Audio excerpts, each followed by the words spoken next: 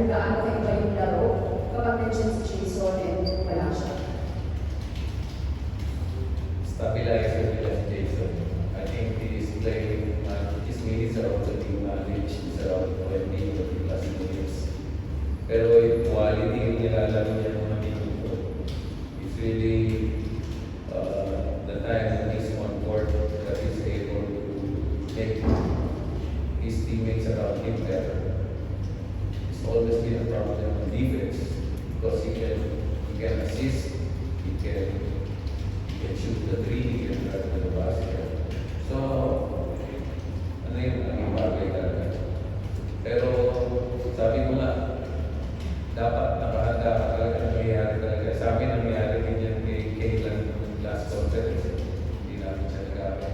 Mabuti nga sila, nag-amin nila si Jason, nakapagunan na sila ng dalawang panalo.